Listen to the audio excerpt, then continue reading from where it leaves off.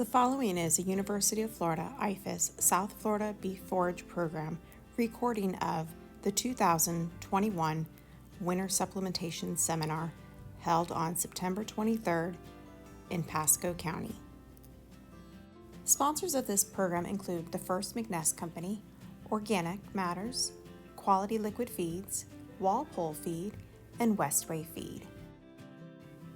To learn more about University of Florida IFAS Livestock and Forage Extension Education programs, contact your local county extension agent or visit sfbfp.ifas.ufl.edu.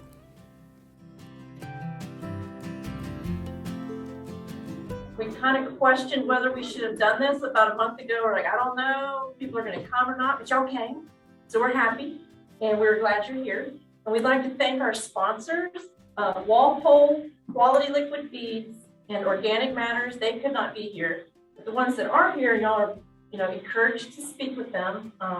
And we have First McNess with Bob Simon and Bo Beecham. And then we have Josh McInturf with Westway Sugarlick. So they're here and they've got, Josh has brought some stuff, and I'm sure that Bobby and Bo have stuff that they can share with you as well. So our first speaker tonight is Dr. Moriel. He's from the ONA Range Cattle Research Center, and I'm going to let you just take it away and use your clicker. We'll hope everything works. So thank you everybody for coming. My name is Philipe Moriel. I'm an assistant professor at the Range Cattle Research and Education Center. I actually, if you guys don't know me, I did my PhD here, 2010 to 13 at ONA, at UF. Then I moved to North Carolina. I was a professor there for 2 years in west part of North Carolina.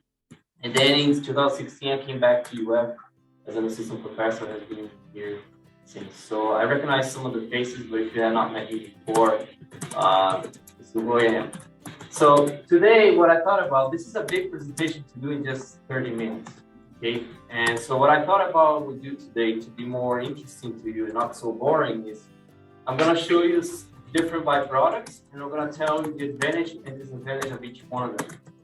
And in each slide, I'm going to have a range of an amount that we usually provide for each of these byproducts. You'll not be able to see very well at the end, but don't worry, I will share this out with you after the presentation. Okay, so you get that. And also the major point that I want to make is that if you have any questions about how much you should feed of each, whatever byproduct that you are working with, let me know and we'll work with you on an individual basis, either me or the extension agents or even the personnel at the private companies, because everybody has a different need, different goals, different requirements. So there's not a single amount of supplement that I can tell you, feed these that will work for everyone. We need to work on an individual basis. So I'll just go briefly on the major byproducts. Okay, and at the end, what are the steps that we do in order to select which one works best for us? But to put everybody on the same page, I need to show you some terms. Okay, so every time you see TDN on a slide on your feed analysis, it means total digestible nutrient. It's the amount of energy in that supplement. Every time you see CP, it's crude protein, right? So it's the total amount of protein in that supplement. And the total amount of supplement, we can actually break it in two parts. Two fractions. One fraction is called rumen degradable protein. That's the amount of protein that would be degraded in the rumen of the animal. Okay? And then there's also rumen undegradable protein, which is the protein that will escape rumen fermentation and will be absorbed in the intestine. Very important for growing animals, not so much for mature animals. Okay? That's why I'm going to show you. And some of the supplements, some of them might have the same amount of protein, but one supplement might have a greater amount of this type of protein that is digested in the rumen. The other one's more digested in the intestine. And the reason that you guys should know that is that depending if the price is the same, you're going to pick a different supplement if it's a growing animal or a mature animal. Okay. Now, it is, like I said, it's a lot of supplements. I'm just going to show you some of them. Every year we hear about a different byproduct available in the market. Sometimes we get calls, people ask me, I have these byproduct, how much do I feed? And we never heard about that before. So we try to search it online and you don't find a lot of information. So, and you know, there will always be new byproducts available. And that's a good thing for cattle, right? Cattle has a great, amazing capacity to use byproducts, which you would waste, and turn that into beef. Now, the price, this is the main message I want to give you today, is not the criteria for selecting the byproduct. Right? Each byproduct has a different need, need for managing, storage, or price. Okay? And so I'm going to go through the process, and then you guys will have an idea what we do when we work with producers on an individual basis. Okay? So the first one that I'm going to show you is, you guys know what that one, you guys do today.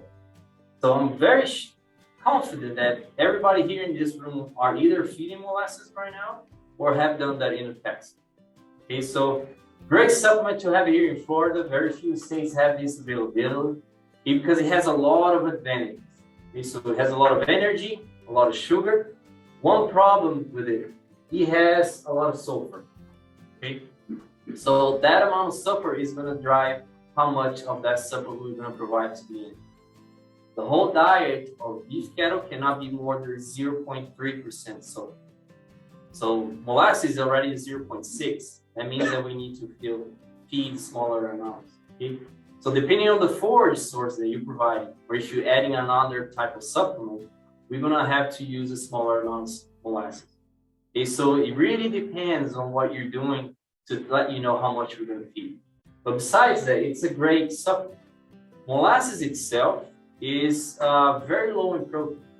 So how do you get the 16 or 32% for protein? You add urea, or you can add some kind of protein source. For example, cottonseed meal or soybean. Okay, that's what they call a slurry.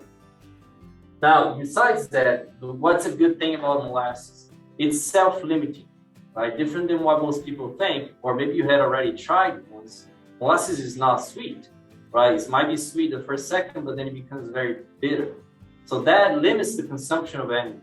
And that's a great thing because we can actually provide less frequently. We don't have to feed them every day, and the animal itself will limit its intake. So you can go twice a week, for example, and fill up the tank, and the animal will always consume some amount of that supplement every day. That's one of the major advantages, and it's one of the biggest advantages why people use it. Now, it's also a very good carrier for trace minerals and vitamins because it's a liquid you can buy from companies, right, already mixed with your trace mineral. So you don't need to provide a feed pump. Everything is already in that package. Makes it very easy for folks that don't have a lot of time to feed cattle on a more frequent basis. And like I said, it requires a lot of less labor. So I could do one presentation just by molasses, okay, and I'm not gonna extend much more. And we have been doing research. Research on molasses has been being done at ONA for at least 80 years, even before I was born, and they started doing that. So we have lots of data to share with you, and the folks with the private companies also has a lot of data. But what I will show you is one of the major data done by Dr. Pate, who was a director at our center a long time ago. He did several studies looking at different types of molasses, okay, to mature cows from calving all the way to the end of the breeding season. So what they did, they had 3 diets. A diet that had only molasses, the first column, okay. The second column is molasses with urea. And the third one is molasses mixed with this cottonseed meal. Okay, that's what they call slurry. And the data that I'm showing you is relative to the molasses only. Okay, so for example, the first line pregnancy rates of those fed molasses with urea was 22% higher than the control. The control is with no molasses. Okay. Now, don't worry much about the data. You guys are going to see. The main message of after all of those years is that for young animals, they tend to do better if you use molasses mixed with some kind of natural protein, right? The bypass protein. They tend to do a little bit better than with the urea. Because as growing animals, they do require a greater amount of what we call metabolizable protein. Okay, well, I'm not going to go too much into detail. But mature cows, they can do very well in molasses with urea. They do not need that different type of diet. Okay, they do very, very well. Now, growing animals, like cows that are 3 years of age or younger, or replacement heifers, even growing steers, they can do slightly better when you have the molasses mixed with cottonseed. Like I said, I can do one presentation just on that, go all over several studies, and then we can talk about it. Okay? Now, this one here, we have 3 different byproducts here, and often people get confused among them. Okay? Can you tell me what it is just by looking at it? What each one of them are? Some people are pretty good and they can guess it quite easily. No? So this is what it is. The first one on the left is wet brewer's grains. The one on the right is wet distiller's grains, and the one on the bottom is dry distiller. So people often change those terms. So sometimes they call you and say, "Oh, I have access to distiller's grains," and then I said, "Do you mean brewer's grains?" Yeah, brewer's grains. So they get confused. Totally different supplements. Okay? In Florida, now wet distiller's grains and dry distiller's grains, they come from the corn industry. They use corn to make ethanol. And then once they produce the ethanol, whatever is left is the wet distillers. And you can dry it, and then you have the dry distiller's grain. Okay? Wet brewer's grains is the brewery industry. It's mostly barley, okay, or barley mixed with corn, rice, depending on the type of beer that people are producing. So as you can probably imagine, the variability is quite high. You have all kinds of breweries around. They do different kinds of beers, so the quality of the end product, the nutritional composition can vary substantially. But they're totally different supplements. You will probably not ever see wet distillers in Florida, right? Because we're not that close to ethanol plant. You will find dry distillers. It's been hard lately, but it's a great supplement for growing animals and pregnant cows. We have a lot of research on that with pregnant cows and how that affects the performance of the calves in the future. Okay, and I can come back and just talk about that. But this is a great supplement for growing animals because it has a lot of energy. It's about 80%, 88% TDN, lots of energy, and about 30% crude protein. And most of that crude protein is digested in the intestine. Again, good for growing animals. And then because it has so much energy and protein, it can be used either as an energy or protein supplement. Okay? Now, the problem with it has a lot of salt. It's either equal or up to 3 times more than what you find in molasses. So if you don't analyze it, we might cause problems to the animals. We really need to know how much there are sulfur in that supplement to avoid those animals getting health problems, right? And the problem is that because it's a byproduct, in different plants or different batches of distiller's grains might have totally different concentration of sulfur. So every time you purchase it, even if it's from the same company, you should get tested because they might get a load that came from somewhere else, which has like 2 to 3 times more sulfur than it should be. And that's what's going to limit how much we're going to provide to those animals. Okay. Now, what about wet brewer's grains? It's a little bit similar, okay, but totally different industry. It does have a lot of energy, about 70 to 75% TDN, very similar to soybean hulls, for example. But it has a lot of protein, 24 to 30. And most of that is also digested in the intestine. So good for growing animals, pregnant cows. What's the problem with these byproducts? And when I was in North Carolina, we did a lot of research with it because I think they had 200 microbreweries in just the west part of North Carolina. So people were getting like crazy. The problem is that it has a lot of water. It's 13 to 30% dry matter. So 70 to 80% water. So if you get that brewer's grains and a few pounds and you squeeze it, you're gonna see a lot of water coming out. And there are some issues with that limits how much the animal can consume, how you're gonna handle it, and how you're gonna store it. But like I said, it's a great supplement. We have done in other studies with growing steers right after weaning as a preconditioning treatment. And they do much better than if you just provide corn. Right? And again, I can talk to you. If you have it, we can discuss more about the amount. Like the problems that I told you, and that happens with a lot of the supplements that have high moisture content. Okay? The dry matter percentage will drive the price. So for example, in North Carolina, at that time when I was working there, it was costing $56 a ton. And corn gluten feed was around $180 a ton. So people were buying the bruise grains like crazy because they thought, well, guys, this is 3 times cheaper. But that's not the right calculation, right? You have to adjust for the dry matter content. So $56 a ton divided by 25% dry matter, that means that it costs you $220 a ton of dry matter bruise. Whereas corn gluten feed, at the end of the day, is just $200. So people, unfortunately, were doing the wrong calculations and they were buying it crazy. Actually, at the beginning, they were getting for free. Everything was getting for free. But then the companies quickly realized the business, right? And they start selling that.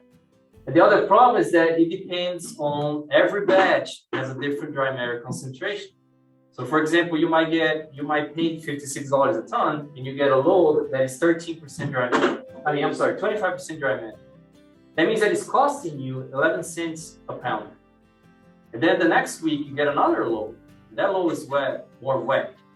It's just 13% dry matter. You're still paying $56 a ton, but at the end of the day, it's costing you twice. Okay, so that was one of the limitations with that product. It's hard to manage.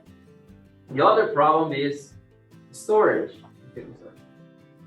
Because it's wet, it spoils very quickly, especially in the summer. Now, in the wintertime, North Carolina, it would almost freeze, so you would not lose anything. But in the summer, it would spoil so quickly. Like within 7 days, you lose 10%.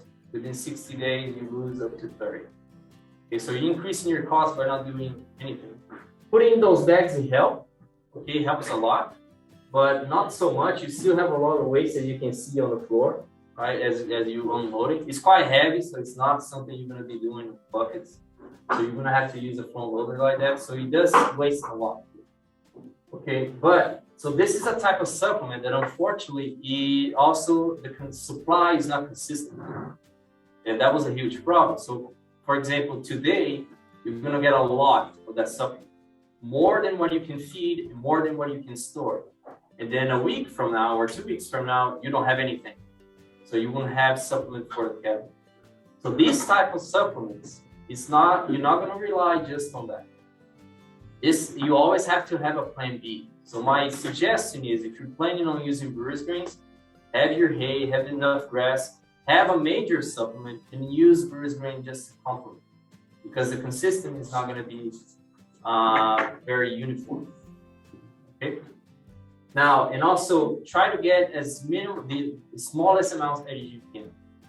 You will require frequent visits to purchase, but at least you will lose less, you're going to waste less, and also it helps with feeding. Right? Now, what about this one? Do you have any idea?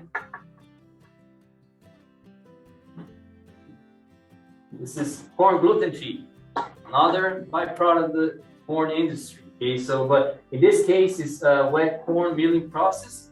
So as you start processing corn and removing starch, for example, there are a bunch of byproducts that are developed. But most of the time, this is the one that will be available for us. Okay, corn gluten feed. Great supplement, very good energy source, has a lot of energy, has a lot of protein. A lot of that protein is digested in the rumen, so it's a good complement for distillers or brewers. So it has a very small amount of starch. It's mostly just the hulls of the corn. So it's highly digestible fiber, but it's low in calcium, very high in phosphorus. So we need to make sure that we know that in order to adjust the whole diet. Okay, but again, has a lot of energy and a lot of protein. Could be used either as an energy or protein supplement. Now, what about this one?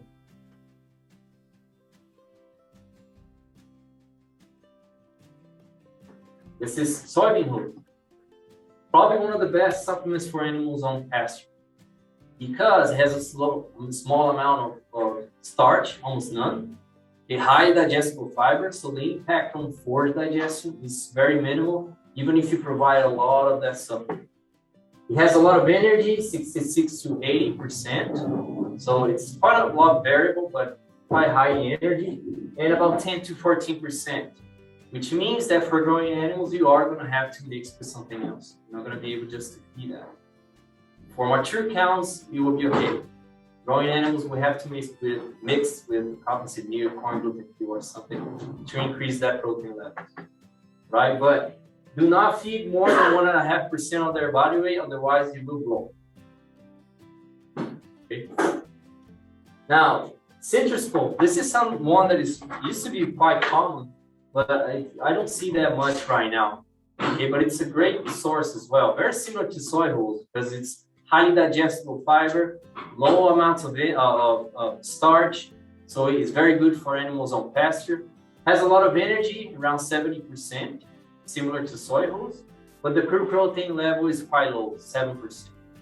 So for either a mature cow or for a growing animal, you're gonna have to mix with something else. You're not gonna be able just to provide that. Some people have access to wet citrus pulp. Okay, and then the problem of that is the same kind of problem that you have with that brewer's pulp. It can spoil pretty quick, changes the price, you know. But if you are nearby a plant, you have access to wet citrus pulp, that's a great source. There's no problem with that. It just requires more management if you are further away. Now, the dry citrus pulp is what you would always, most of the time, see, and it always comes with them. There is something that Laura asked me to talk about, which is residue or citrus syrup. Okay, I could not find any information about that online. Apparently, it's one of the byproducts of the citrus industry, and people are using with cattle. Okay, I could not find it online, but if you guys have it, let me know because I'd like to get a sample and understand more about that, right, so I can present it to people. But I'm assuming the limitations will be the same as a citrus pulp. Has a lot of energy, but very low in protein levels. But if you need to provide a lot of energy supplement for animals on pasture, for example, replacement heifers or growing steers, you're talking about 6-9 pounds of feed every day. Citrus pulp and soy hulls are probably your best choice. But both of them you're gonna have to mix with something. Now, what about this one? This one is whole cottonseed. Not that common in South Florida, but you might have access to it in North Florida. Great supplement, lots of energy. It's over 90% energy. A lot of that is because it has a lot of fat in it. And also, huge amount of protein, about 23%. In North Carolina, people used to feed this a lot during the winter time because it doesn't require a lot of management. It was easy to carry. It doesn't require feed bunks, so we just lie on the ground for cows during the winter time. What are the limitations? You should not feed that to bulls. If you have to feed bulls, do it less than 7 pounds and stop 60 days before the breeding season. For mature cows, it's okay if you keep less than 7 pounds. But I would be more conservative, and I would suggest that if you want to feed that, cut it in half and complement with something else. There are some animals that they're just more aggressive. They tend to eat more. So I would rather cut a little bit on the supplement amount and making sure that you don't run into problems with fertility. Okay. But again, what are the other problems about that? It can combust quite quickly. And it's not a pretty scenario if this thing gets on fire. Right? It gets wet, it will mold, and it will ferment. It will get so hot, it will combust by itself. So sometimes when you see hay bales like catching on fire, that's the same idea. It gets so hot because it got humid that it could be a problem. Okay, so you have to make sure that it's stored dry. Now, what about this one? I get calls a lot about this. It's vegetable waste. Like grocery stores that they get rid of it and people are able to get either for free or for a small amount. What's the problem with it? Just by looking at these pictures, you guys can tell I have no idea how much protein and energy it has in it. I don't even know what's in it. Okay? And you might get a load like that one on the top, and then next week you get a load like this. So it can be extremely variable. But if you forget about that, okay, and you guys won't be able to see it, but here I have the dry matter percentage and the energy and the protein levels for each one of them. So if you put on a dry matter basis, it's actually a great supplement. Great source. Has a lot of energy, has a lot of protein. But the problem is a very small amount of dry matter. So for example, let's say you get a load of squash, okay? And then you need to provide 2.5 pounds of dry matter for this growing head. And then you have squash. It's 5% dry matter. That means you have to provide 50 pounds of squash to get just that small amount. a dry matter. So again, it's quite complicated to use it, but it's a great source if you have it for free or nearby. The other problem is because it's so wet, it will spoil quickly. Right? It's probably being wasted, so it's already spoiling at the grocery. You transport it, then you unload it in your range, so the cows have to consume quite quickly. So again, this is not the type of supplement that you're going to rely on. This is something to complement. So like I said, you could have hay and molasses, for example, and then when you have a load of this, you just cut the amount of molasses and you complement with these. Do not rely just on that because it's so variable, it spoils so quickly, and you might not get every week. Okay. Now, if it's for free, like I said, you cut as much as you can and you provide. Now, how much? It would depend on whatever you get. Another problem, by the time you collect the sample and you send it for analysis, it would take you a week or so to get the results back, and that thing is gone. Right? So you see some of the obstacles with that. But besides that, it's a great supplement that you use. It's like some people, and like I said, it spoils so quickly. Some people have been mixing with hay to make silage, okay, to extend the storage of these byproducts. Honestly, I wouldn't do that. It's too much work for the benefit you're gonna get. Just get a cheap, another supplement that might be a little bit more expensive, but at least it doesn't require all that. It's too much for what you're gonna get. Now, this one here, it's becoming quite common now. Bakery waste. So unless you're not gonna see like that if you buy from a company, like for example, Organic Matters, they process, they make it like pellets or.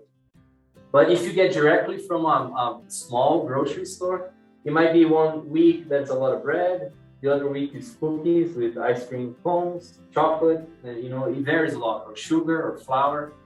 So it can vary quite a lot too. But as you guys could probably imagine, it's a lot of energy. And a lot of that is because of either sugar or starch or a lot of fat. So it is a great source if you have it available. Okay, but most of the time you're not going to see it like that. The problem is that it will be very low in protein unless you buy from a company like Organic Matters, for example, or other companies where they try to make it more consistent formula. Right? So they add another protein ingredient and they make it more consistent, so you make sure that every time you buy it, you get something more uniform. But if you get it directly from the grocery store, this is what is going to happen. You're going to have to add some kind of protein to it. And because some of them might have a lot of fat, that will determine how much you're going to feed. So you guys see why it's hard to tell you how much to feed, because it really depends on what you're getting, what you need, so we can determine that. But besides that, this is a great source. We're doing some studies now with bakery waste during gestation, high and low fat, and looking at how that affects the calf performance, the cow calf performance. And so next year, we want to have the data, I can come back and share more about that with you. Okay? Or you just let me know whatever part you think is best for you. And now, having said that, okay, how do you select the byproduct? Well, the first step that we do, if you call us and tell me this is what I want to do, we're going to ask you what are your goals. Well, do you have growing animals? Do you just want to develop heifers as a replacement? Do you have cows that are in thin, they're too thin, and you need to make them gain conditions? Or are they in great condition, you just want to maintain? With that information, I know what you got. And then what we're going to look is how much forage and what's the quality of the forage you have. Having that information of what's your current situation, I can look into the animal requirements and see how much those animals need, right? And then figure out where is the deficiency. Is it protein? Is it energy? Is it both? Or you don't have any problem, just keep doing what you're doing. Okay? And then we go to the third step. We narrow down the list. You guys can see there are more than 20 byproducts. But some of them you cannot handle liquid. Or for example, somebody doesn't want to do liquid feed, they want to do dry. Or they have access to cool vegetable waste. There are 2 blocks down the road. So once we narrow down the list of which ones are you able to handle, which ones do you prefer because of time, labor, or whatever, then we can narrow down the list, okay? Then the fourth step, which is people usually think that this is the only step that we do, is to compare the prices, but on a per nutrient basis. We do not compare prices based on a dry matter content. This is what we do. So for example, this is a table of different byproducts, different levels of energy, different levels of protein, and their costs per ton, okay? And the costs are not updated. This is just to give you an example. The last column is the cost per pound of TDN, per pound of energy. So for example, let's say what we do is, let's say the sorghum silage, for example, the cost is $25 a ton. Once we convert to the TDN basis, it actually costs you close to $7 per pound of TDN. That's how you do the calculation, and you determine which one is cheaper. So for example, let's say that you figure it out that in your place, the only supplement you want to use is corn gluten feed or soy hulls. When you look at the price per ton, soy hulls is about $10 cheaper. So 99.9% of the time, people will buy that one. But when you convert to the pound of nutrient, it actually is $17 for the corn gluten feed, and then costs you close to $20 per pound of TDN if you use the soy hulls. You have to adjust for the amount of energy to select which one's cheaper. Same concept applies for protein. Okay? If you have wheat meatlings, for example, in corn gluten feed, wheat meatlings is about $10 cheaper in that example, but when you convert to a nutrient basis, it's actually the pound of protein from corn gluten feed is much cheaper than the other. And I'm just using the example, right? You can do the same calculation for whatever you have in that list. This is what we do. Okay? These are the steps that we have to work with you, or even what any private company would do is review. They're going to visit you, they're going to look at your situation, what is that we got, what can you handle, and we'll tell you which one you need. All right?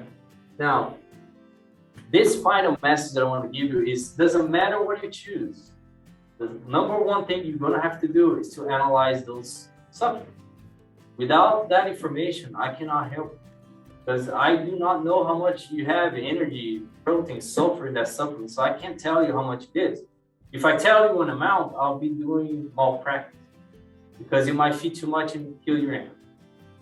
So we need the analysis. Without that, we can move on.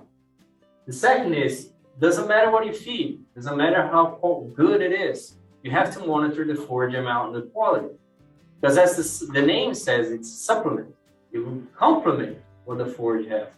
If we don't know how much the quality of the grass or how much we have, that supplement is not going to do their job. Okay? Or you might be feeding too much when you didn't need it, or you might not be feeding enough. And the third one is feed a complete mineral and vitamin mix. Doesn't matter what you feed. Okay? We can always look into the trace mineral contents of your supplement and adjust if needed. But doesn't matter what you do, you have to provide a complete trace mineral and vitamin mix. Sometimes those products that you buy from companies, they already come mixed with it.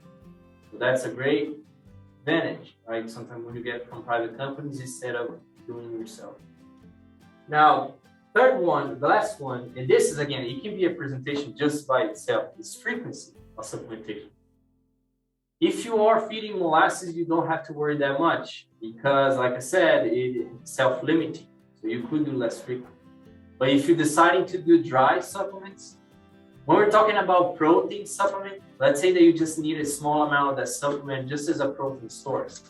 You could feed them 2 to 3 times weekly and they will do fine. You don't have to go every day. But when it comes to an energy supplement, we're talking about high amounts of stuff, like 6-9 pounds per animal. For example, growing calves or growing heifers. In that case, decreasing the frequency decreases purity attainment, decreases pregnancy rates, decreases vaccine response, increases stress through vaccine and weaning. And we just finished a study that when you decrease the frequency during gestation, it decreases weaning weights later in life. Right?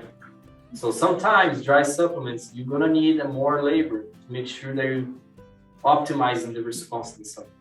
If you don't have time for that, or you don't have enough labor, we are gonna have to use other sources that require less labor, like liquid molasses, for example.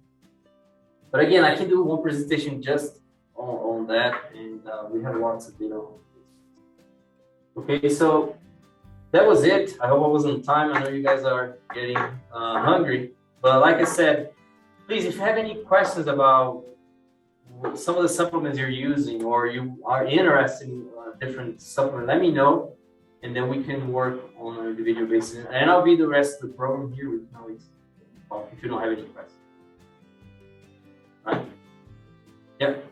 On your vegetables, what about the fungicides and stuff that are sprayed on them as a crop before you feed them to your cattle? What do you mean? There's If some there's a problem? fungicides that have do not feed the cattle on the restriction.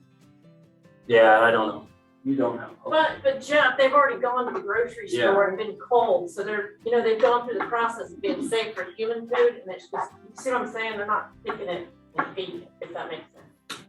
This is cold stuff from Publix. Grocery store. Yeah, it's whatever didn't sell because of looks or because it was just Right. too much time. They sell it or people get rid of it. So it should be safe.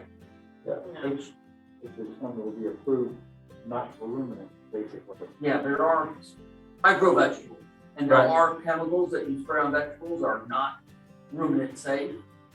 And the university fed hay to the dairy, sent the manure to an organic farm, and ended up buying the organic farm 1 year output because they had a residue from the hay, and they did not realize the sprays off, or what? Yeah, graze on the next, but it's not allowed to be used on hay fields, so somebody used it inappropriately. Oh, no, they allowed them. No, it's not. It says on the label, no, do not use on hay fields, or don't move it from your property. Do not move it from your hay Yes. field to another source.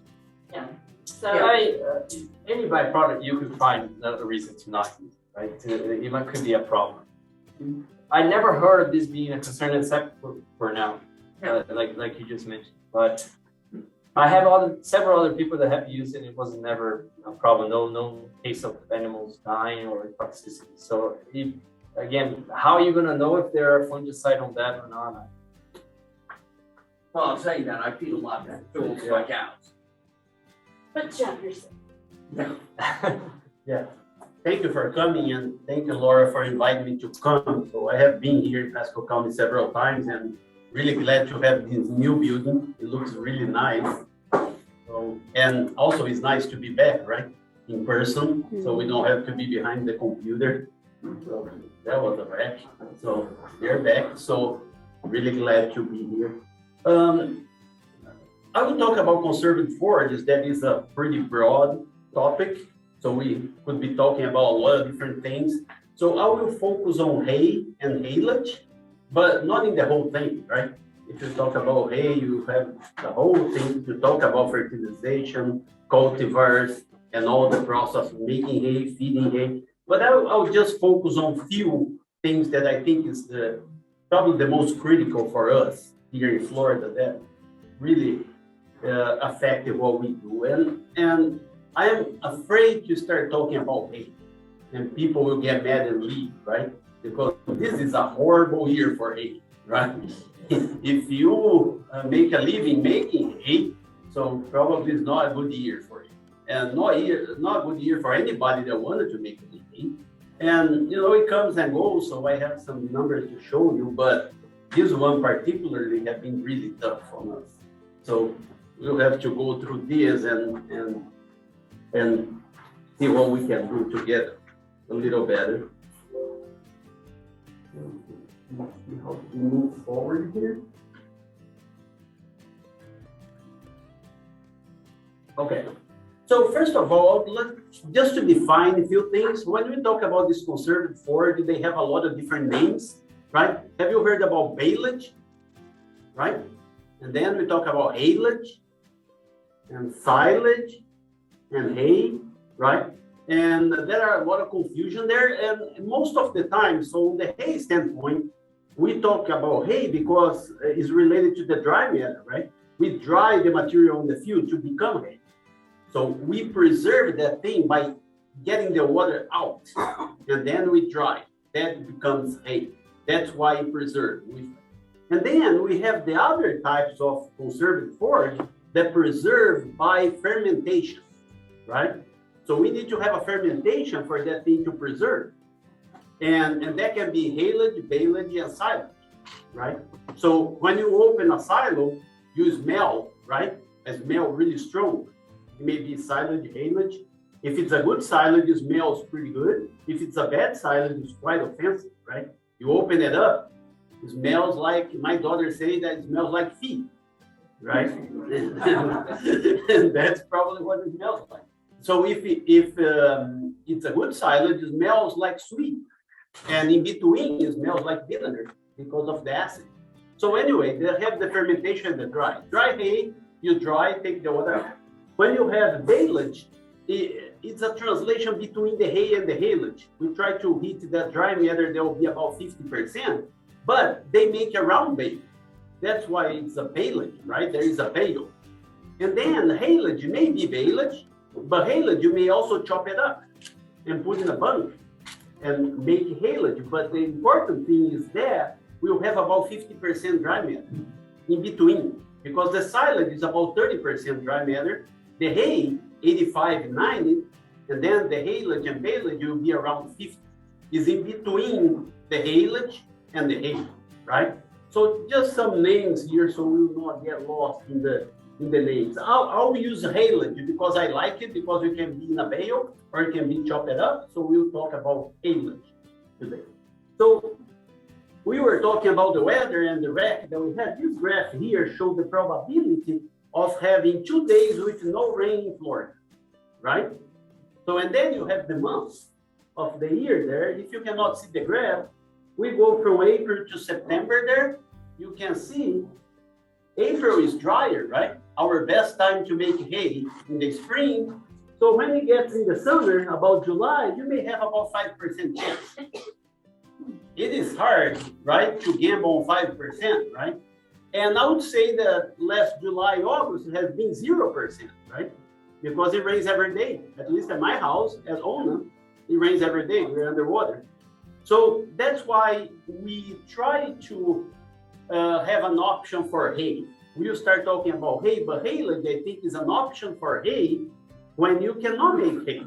You cannot make hay because in Florida is not the best place. When you travel to someplace in the Midwest or even in the West, with my friends in Wyoming, Idaho, they never talk about this.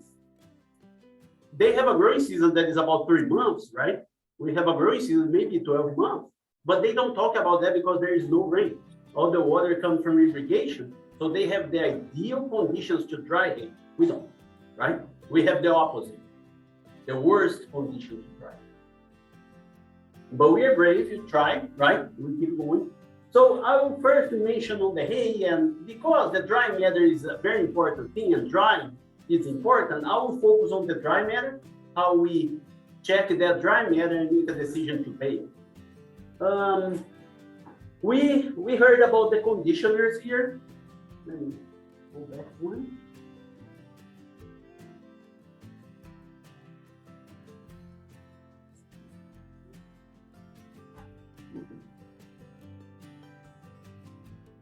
Okay, so there are 2 types of conditioning, right? We really like the mower conditioners here because in theory, it makes your hay to dry fast by damaging the stems. That's what we want, right? We want to crush or scratch the stem of the grass. Does anybody here make hay at home? What grass do you use? Bermuda? That stem is pretty thick and rigid, right? So then it doesn't dry, right? It stays there in the field and you have 90% moisture, it doesn't dry. So with that, they create the conditioners, to crush that stem or scratch the stem, so we'll dry faster. Very important equipment to have for us here in Florida. So it is cheap? No, there is nothing cheap. But I think that anywhere that you're gonna make hay, the conditioner is something that really helps us. Now, if you go to the literature, you have 2 types, right? The roller, it may be iron on iron, or it may be rubber, right? The roller, that press that stem. Massey Ferguson has the one that makes iron on iron, that's a little more aggressive. Some of them that comes from up north is rubber on rubber, but even though the goal is to crush that stem, right? And the second one is the flail, that what it really does is scratch and damage the stem to the point that you lose some of the moisture by the damage they made in the stem. That is the mechanism that it does there. So, but if you go to the literature to see which one is better, there is no proof that anyone is better than the other. Some people tell me that for our grasses, the flail is better because it's more aggressive, but there is no data showing that. So with that in mind, I would say any conditioner is a great conditioner to have, right? So then you'll be according to what you can have and can afford and like it better. And a lot of people like the rollers because they are easier to fix and to replace the parts. But again, that is the only reason, not because your forage will dry fast. And one thing that is very critical for us is to decide when to bale, right? We cut hay, we leave it there for days, and then, you know, the dry matter goes up or the moisture comes out really fast, and then it stops. And then those last 2 days, day and a half, it's very slow because most of the water that was outside the plant went to the air. So now it's very slow. But we need to make a decision, right? And when you look at the weather, you know, you see clouds around. What do you want to do? Leave it there or bale? You want to bale, right? But the decision needs to be made based on the dry matter, because if you bale something wet, you're going to mold your hay. And here, sometimes it molds on the outside anyway, even if it's dry. But the other problem is you burn your barn. If you have a barn and you put wet hay inside, it may catch on fire. We don't have a lot of tradition with hay in Florida, so you don't hear those bad cases. The little cases that you hear is here and there. But in other states, like when I was in East Texas, they have several people that come and say, oh, that's the most important thing because I burned my barn. And the other thing interesting to say is they said, you know, if you call the firefighters, they will not do anything because it's a rule. So they come, they just isolate the perimeter and let it burn. Because nothing can stop fire on hay. It can't. You burn so fast and quick, your barn will be gone, and that's it. So for that reason, it's good to make that decision, right? When to bale. We have the probe there that you can buy at the store. That is quite accurate. It's good. I'll tell you some little things that you need to do. You can use the microwave at your house. Have anybody used the microwave? Okay, that's good. So on that link there is a video how to use the microwave, okay, to test your forage, the dry matter of your forage. Really easy, straightforward. Just need a little scale that you weigh your food at home, and then you can do it. If you do it wrong, you're going to remember that for a long time, right? Because the smell doesn't go away and you burn your microwave. So when you watch the video, pay attention, right, to the right procedure. And the most important thing is at the start of the video. What is the most important thing? It's not even the dry matter of your hay. You need to have a glass with water and put inside of the microwave on the board. That's the most important thing that you're going to do for the whole thing. Remember? Glass, water on the corn. Then you follow everything else. Okay? So anyway, everybody has a microwave, very practical. You can do it at home. So then you can have a better idea on the dry matter of your hay, or you can buy the equipment. So a lot of people call me and they say that they have this hay sweating. Have you heard that term, the hay sweat? Or they measure with the probe, my hay is 12% dry matter, good to bale. When they bale, they go to the barn, they measure again, is 18. And then they say, oh my God, increase the moisture inside of the bale. That's what they say, that's sweat. And that is dangerous because if you are on the end, like 85, 80% dry matter, when you are getting close to be really wet, you are getting the risk that we start the temperature going up and then it can burn, right? If you are 90%, dry matter, so then you are in a safe, you can go like 3 here, 3 there, it doesn't make a lot of difference. But if you are on the wet side, that makes a difference.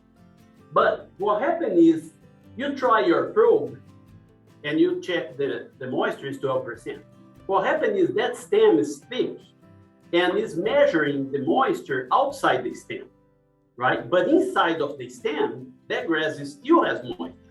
It's not that your grass creates moisture inside the bale, right? It didn't create moisture. The only thing that happens, the meter was not accurate.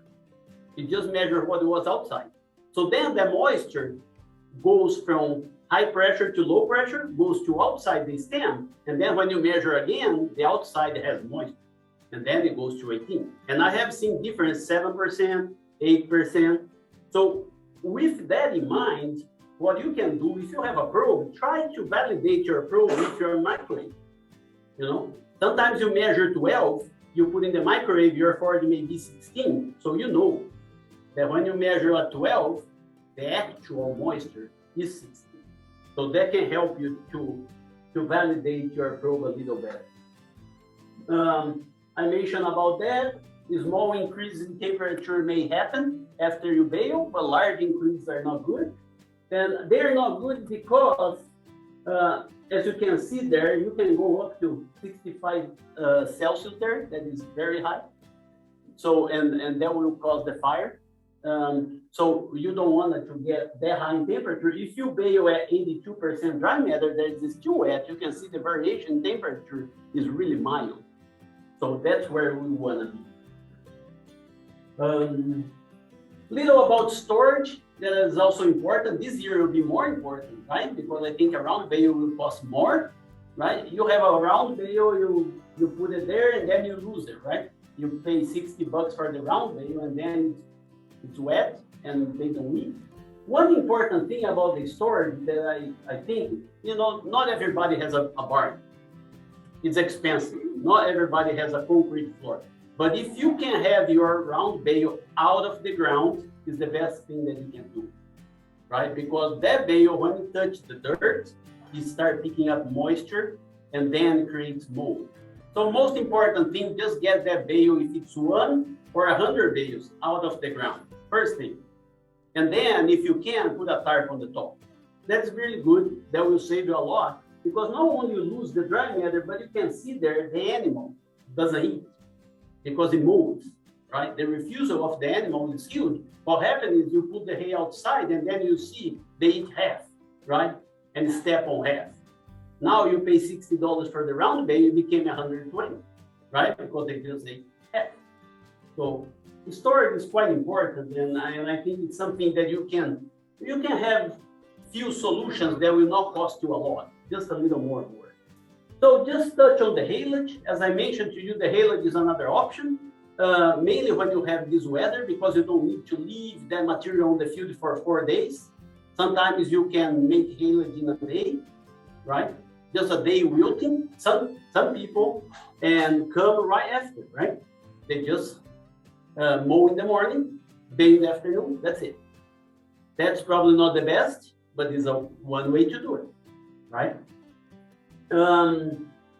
I think that when we start on the silage standpoint, when you talk about silage, what do you think? First thing that comes to my mind is corn, right? Corn silage. People talk about silage, it seems that the word corn comes before silage, because nobody did the other silage, just corn silage. But then we start doing silage with the grasses that we have, right? But for that to preserve well, we need fermentation. And remember, to have fermentation, we need sugars, we need starch. Our grasses here doesn't have any. Like if you get a Bermuda grass on your hand, about 2% of that Bermuda grass may have some sugar. 2%. And 75% is just fiber, right? So not good for fermentation. It's not made for silage. But we try to, because that's what we have, right? We need to do our best. So we have to do, and then we have few steps that we can make it a little better, right? This is what happens when you harvest in the morning with dew and bale at lunchtime and wrap. And you have heard that people talk about, I like when people talk about the color of the mold. Have you heard the conversation? White mold, black mold, red mold, blue mold, white is good, red is not good. So, and that is all baloney, you know, every mold is bad, right? Every single one. Some of them may create some toxins, some of them may not. But if you see a sign that you have mold, it's because something went wrong. So this here is not good. It can be any color. It's horrible. This is a tragedy. And then we put in the bale, and a lot of people feed because that's what they have. But then they say, well, my cows didn't die. Is that a good outcome? I don't think so. You know, they didn't die, but they didn't get pregnant, right? They are alive, so feeding that kind of material there. So I think we need to be a little more careful how we interpret and use that. So the thing is, fermentation doesn't make the forage better, right? When you put in a bale and you put a plastic, it will be worse. So if you put something really bad inside, it will be worse, right? You start really bad and it will be worse. But if you have something good and you preserve well, you may have something good out of it. So that's pretty much it. But that fermentation doesn't improve your forage. Actually, will make it worse. And just few steps how we can make it a little better. How much time? It's 7. Okay, we still have 10 minutes. The first thing that I like is that wilting, to get some of that dry matter out of the forage. If you harvest in the morning, that forage will be 25% dry matter, right? You need to let it go to 50. What is the problem? That seems very easy, right? Isn't that easy? Or not? You mow in the morning and go home. You go home, you do whatever you want. So then you come back later and you check how much money you spend doing that. Not much, right? Doesn't cost much. And then your forage may be 50% dry matter by the time that you come back. What is the problem? Because a lot of people don't have the equipment, right? You need to hire somebody to come. And then many times the custom work doesn't allow you to wait, right? Because it's the contract, it's the way they talk to the person. They come in the morning, they cut it, and they want a bale and get out, right? And most of the custom guys, they don't like to do haylage anyway, right? Because they're designed to make hay. And so that is a problem. But if you have the equipment, you decide to do it, this is the cheapest and easiest way to improve your haylage. Let it go to 50% dry matter, and you save a lot of problems there. If you go to 50% dry matter, the slide that I showed you before that will not happen.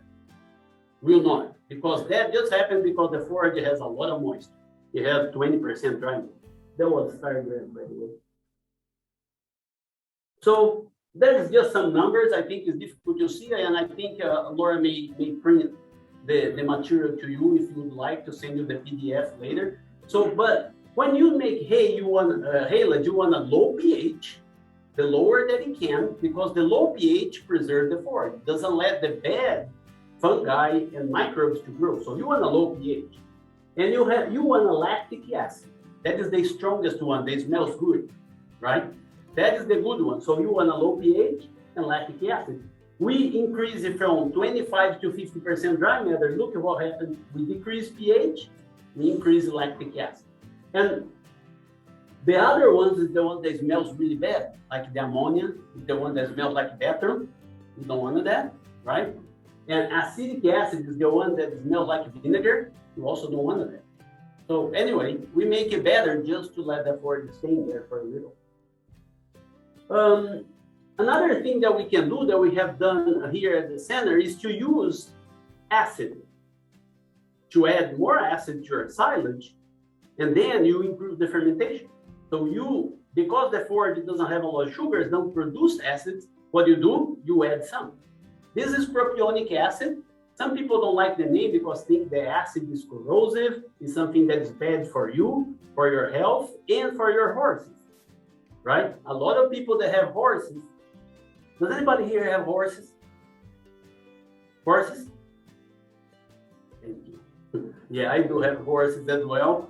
Sometimes I feel lonely and like I'm the only sick person in the room. So I like when people have horses, they have those expenses. But the horse people, they don't like propionic acid. If you try to mark, oh, I have this hay here, it's beautiful, but we use propionic acid, they will not buy it, right? They will not buy it. And yeah, me too. Actually, I like it because it has a chance to be better, even the hay. But in this case, I'm talking about haylage, okay? It's the same acid, but this is haylage. You add the acid to the material there, like we did, and the same thing that happens when we wilt the forage happened here. So this is the nutritive value. I'll go a little faster here. But then you have the fermentation. Remember, I talked to you about the pH? Look, no acid, 5.2. We put 1%, 4.3. 4.3 is a pH for corn silage. So it's really good. So was our forage as good as corn silage? No, very far from corn silage. But with the acid, the preservation becomes quite similar. Lactic acid, we increase almost double the amount. So this one on the bottom here, the butyric acid, is the one that smells like feet. That's the one that you don't want. And when you have butyric acid, you also have Clostridium. It's the things that give toxins and really hurt your cattle, horses, and stuff. So when you add the propionic acid, look at what happened to the butyric acid. It was almost zero. So good way to preserve your haylage, if it's not a good material to start with, is to add some propionic acid. This is just some pictures. So this is no propionic acid. That is propionic acid, 25% dry matter. This is jigs, Bermuda grass. Look at the difference. We open the same day, and you can see the difference. Look at the colors of the fungi. There, it's beautiful, right? Look, you do not see those colors naturally. You need to do something very wrong to get to that. And that was our control. We are glad that it did, because you can see on the side, the propionic acid was clean. Very nice, very good. Just some quick things for us to finish, some practical things when you make haylage that will help. The first one is just bale whatever you can wrap in the same day. Don't bale and leave the material on the field. And if you can, bale, pick it up and put in the wagon or something out of the field. We make haylage because it's during the wet season. It's raining every day. That's why we make it, right? Otherwise, we make just hay.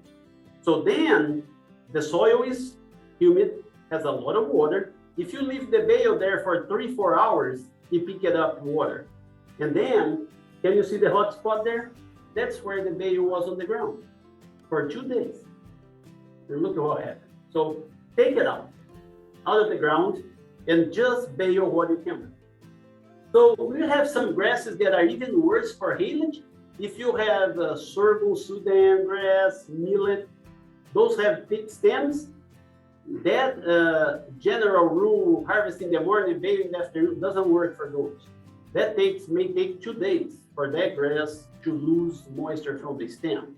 So if you're gonna bale wet millet or sorghum Sudan grass, you'll be very bad, the outcome. So be careful with those, because it's very difficult to manage the moisture. 6 layers of plastic. Plastic is very expensive. This is one of the things that make this haylage very expensive, is the plastic.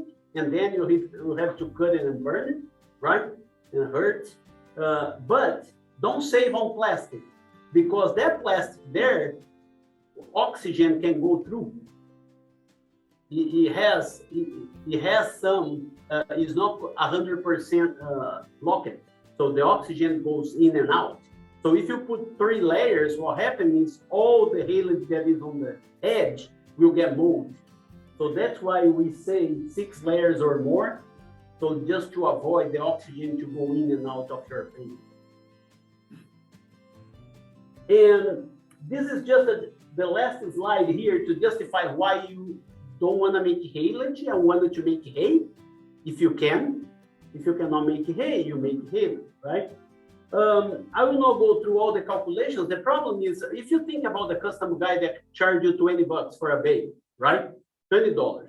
When you have haylage, you have twice as many bales, right? Because the dry matter is very high. When you make one bale of hay, you're gonna have 2 bales of hay. So then you're gonna pay $40, right? For the custom version. So that's the added cost. And then you have the cost of the plastic. So what happened is, per pound of dry matter there, we ended up with 0.08 per pound of dry matter for the hay in the same conditions, the vitagrass hay, and 0.13 for the haylage. So you pay more per pound of dry matter if you have haylage, okay? So then I think haylage should be the option if you cannot make hay, in my opinion. And also because it's difficult to market hay. When you make haylage, you cannot be transporting around and moving, because if you open the plastic, you need to feed. You can say some people, they wrap them individually, but they are also difficult to move. The plastic will tear, and to wrap them individually will become much more expensive than that, because in general, they charge about $3-4 per bale in a row, but if you do individually, it will be much more expensive. So just to keep in mind, in general, haylage will be more expensive, but sometimes that's the only thing that we can do, right? We cannot dry hay, like in the summer in Florida. So we go with haylage. So that is the information that I had to share with you. I will get back with Laura. If you have any questions, I'll try to answer your questions, and I'll send it. I have one on the versus like a dry hay and then the haylage. And then take less haylage to do the same amount of good per cow, like 8 pounds of haylage does the same amount of if they ate 25 pounds of hay as far as nutritional value. Yeah, and that we have information about that, and that does not help. It's not very accurate. Oh, really? Yeah. I heard that years ago. Yeah. So we make those calculations on a dry matter basis. In fact, one big mistake that most of the beef cattle producers do, because they don't adjust the dry matter, what they do, they put 1 bale of hay or 1 bale of haylage, right? So they will eat the haylage twice as fast because there is much less dry matter, right? On a dry matter basis, you are feeding half. It's not that the cattle like the haylage better, it's because it has less. It has half of the nutrient, right? And the dry matter. If you make a good hay and a good haylage, there is no difference. We have data on intake and performance of the calves. If you adjust for the same dry matter, right? So you put like 10 pounds of dry matter as hay and 10 pounds of dry matter as haylage. The outcome needs to be the same. It's on your plastic. Have you tried impermeable plastic relative to standard plastic? Do you even know what I'm talking about? No, I don't know, but... Okay, in the strawberry industry, I do strawberries too. When we do fumigates, it's either standard plastic or impermeable plastic, and it deals with how far we have to screw our setbacks. And the gases cannot come up through the impermeable plastic. And then I was talking to my plastic people about haylage. They were very impressed about how much it cost, right? Spent several thousands on plastic on my little 5 acres. Yes. And I never tried different plastic because we use the ones that they have on the market, right? The ones that come in the road, and they are permanent, right? Yes, they are. They're standard permeable plastic. Yeah. And what is the width of the standard roll? How many inches wide? It's about, it may be 3 feet.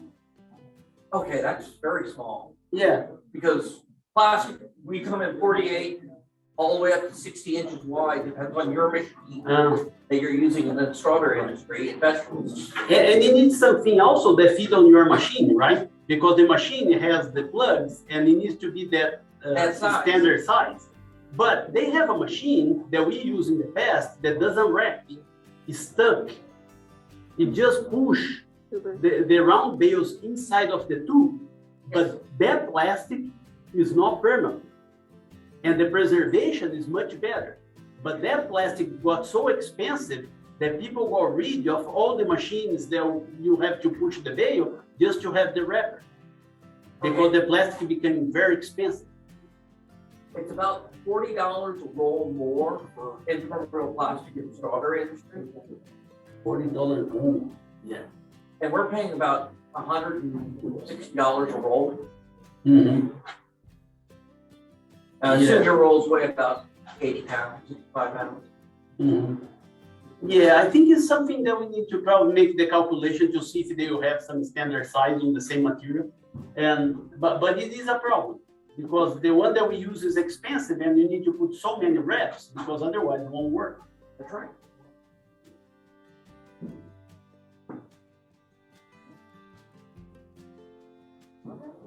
Well, thank you. Thank you. Thank you very much.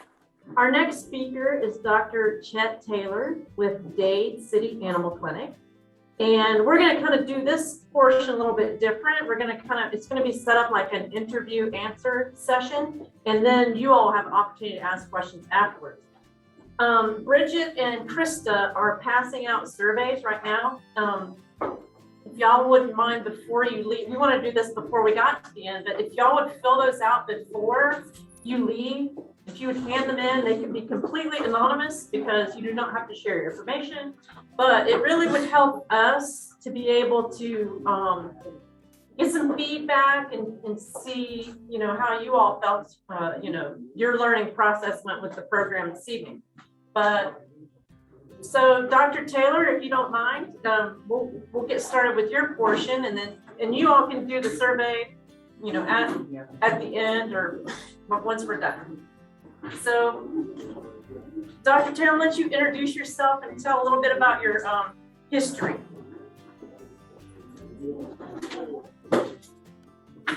Good evening. I'm definitely glad to see everybody's getting back together again and we get to communicate because it's been a rough year.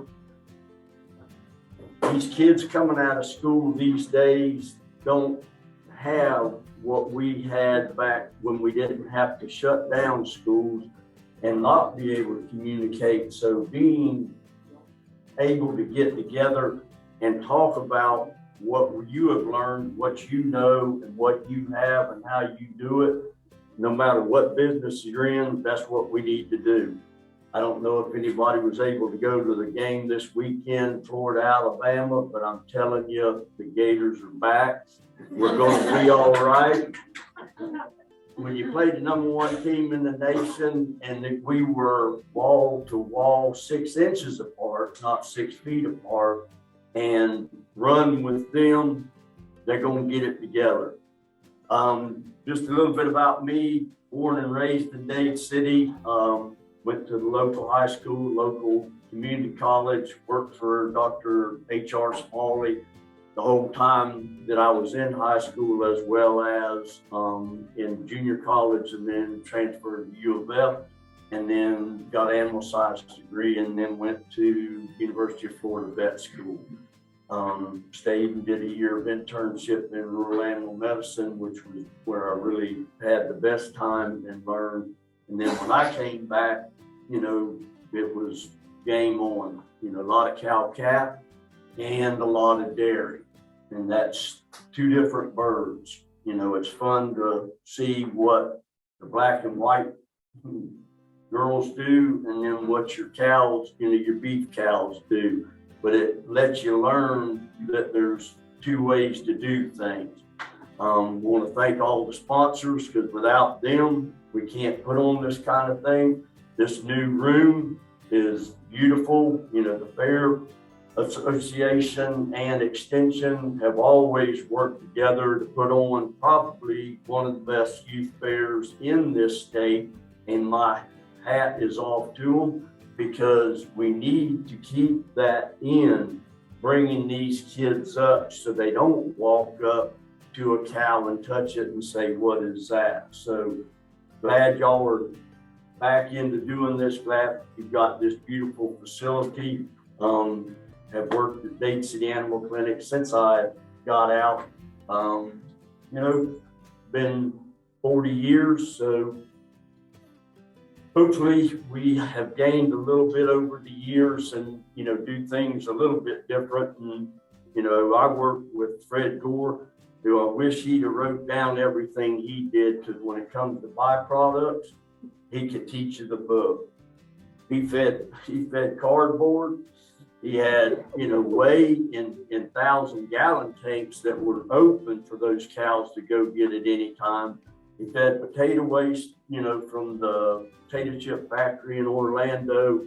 And, that's why we did 125 LDA surgeries that year. But like you said, hey, I can pay you $150 to put her stomach back in the right place, because what I'm saving is way more than $150. And what we tend to see, is there's the stable groups that feed, what's recommended, converse with your feed salesmen and your feed companies and, your product people, because they are experts, because that is what they know, and they know it well. We are a very diverse state, and it's a changing state.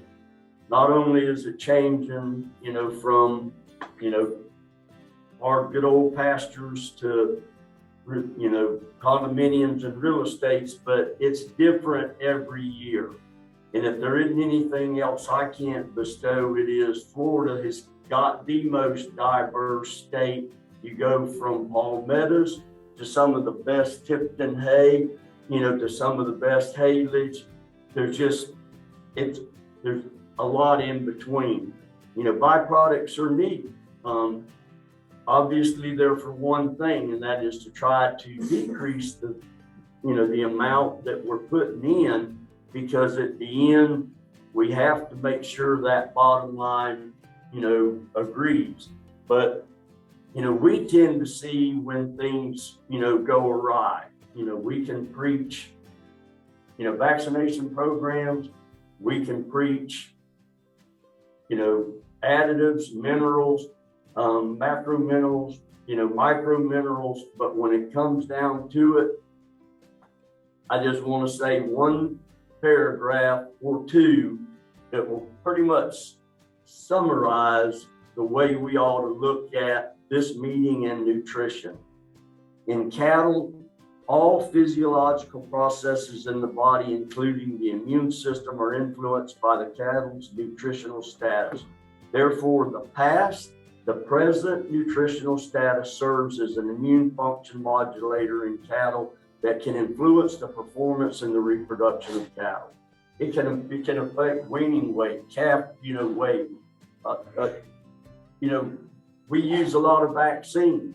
We can give you a tailored regime for your, operation, because, just looking at, the few faces I know, you go from, people that just have cows for green belt, but yet they still want to, keep them healthy, till we got show cows, we got mama cows, cow calf operations. So, nutrition, if there's nothing more that you could do that's going to make a bigger effect, whether it's growing, reproduction, response to vaccine, any of the above, starts with nutrition. In vet school, they listed, all of the things that we could do as veterinarians to help animals be healthy, and especially with cattle, horses, pigs, you name it, nutrition is always at the top. If we don't feed them, you can't starve a profit out of them. You can't. And that's what we run into so many times. And, in a day, you may go from, alfalfa feeding, people here to high trough disease and low grosseriosis here.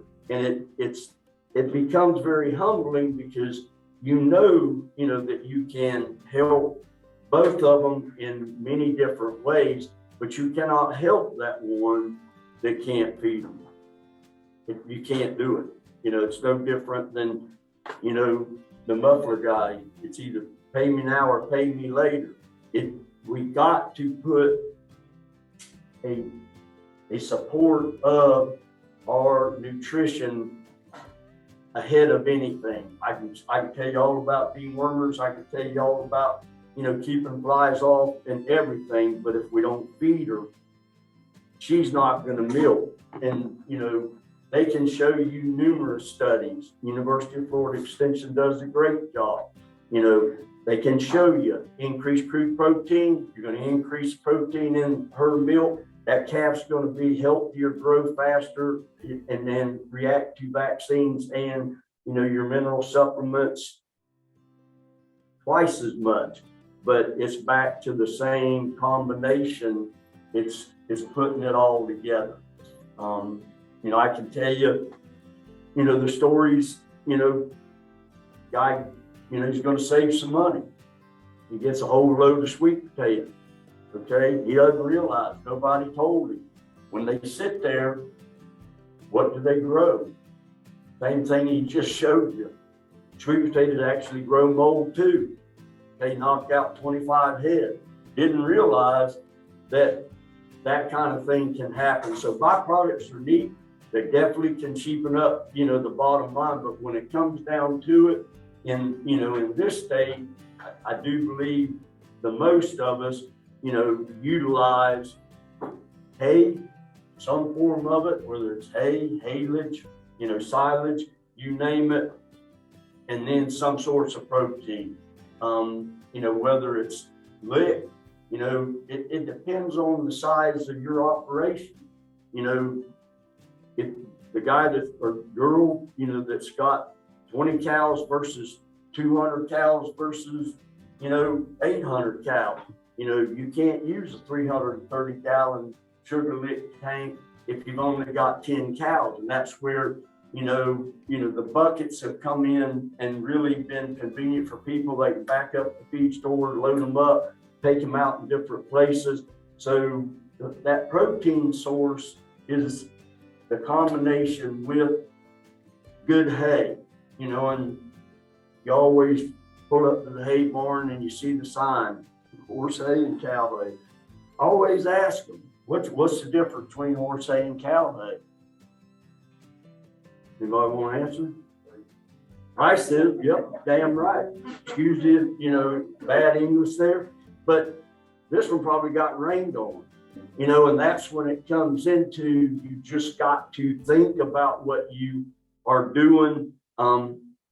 They can show you the cute little, probes that can, measure moisture, crude protein, and things like that. If you're getting a deal on hay, more than likely there's a reason for it.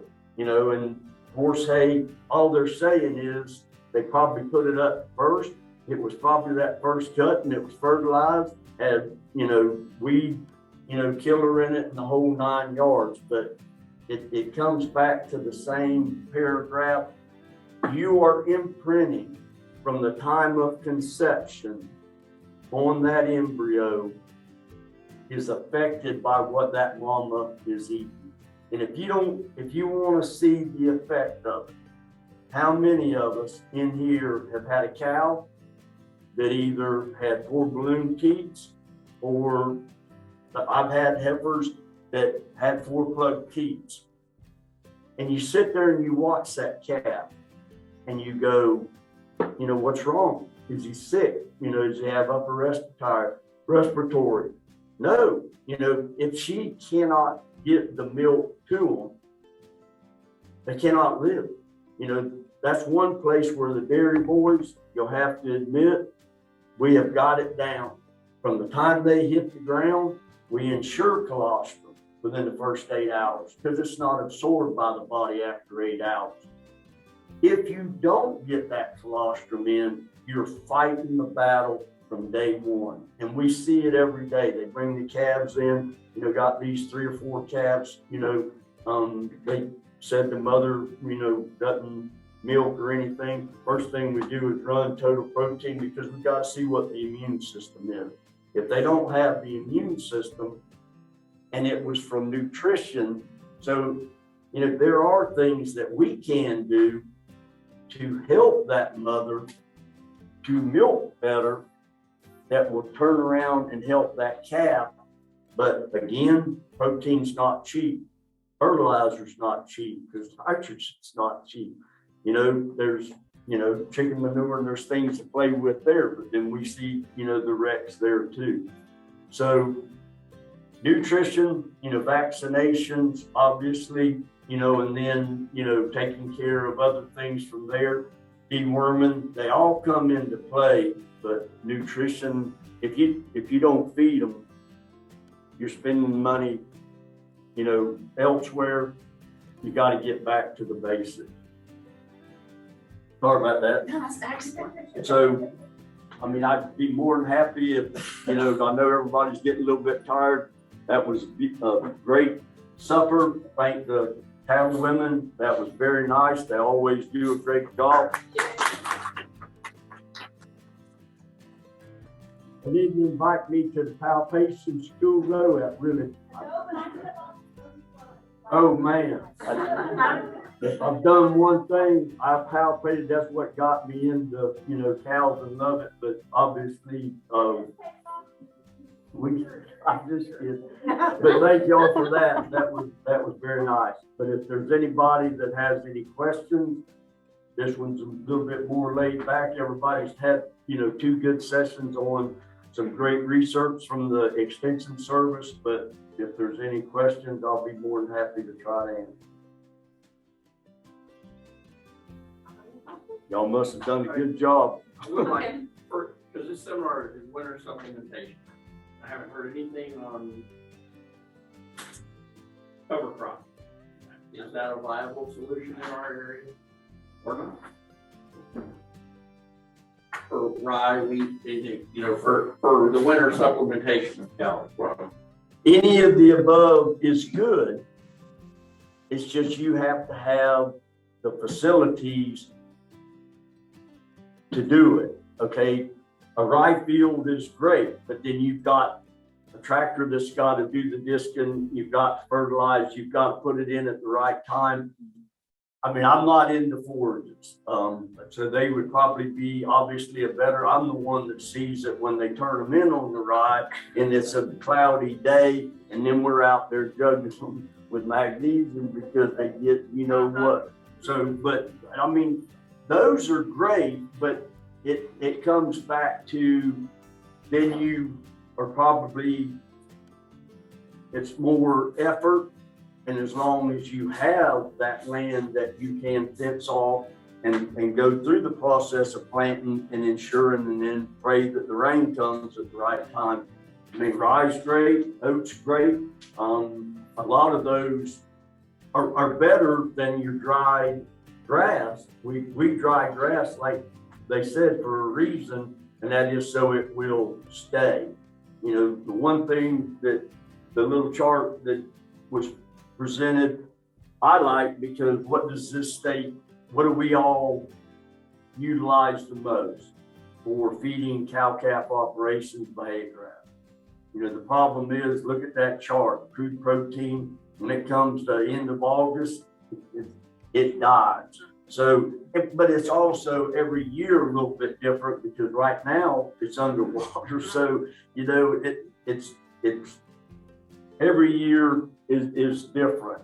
But, if they see grass, then they think that they don't have to supplement it. And that's what's frustrating for us. I wish snow would come and just cover, and then they'd understand that come September and October, that crude protein is diving so low. You've got, and that would be the question you can ask all of, when do you start putting out supplementation? I think it's, it's different for every operation. It depends on how many, heads are you running per acre? How intense are you? That kind of thing. But, as a general, I'd say September. But cover crops are great. It's just, there's a lot of work to be able to get them in your program, and you got to have some land. They may add to that. Do you have an opinion, Dr. Vendramini? Yes. I think the winter annuals is exactly like what was mentioned there. You have the risk, and also you pay for it. It's $150 to $200 an acre. Right. To plant. So there is a price and there is a risk.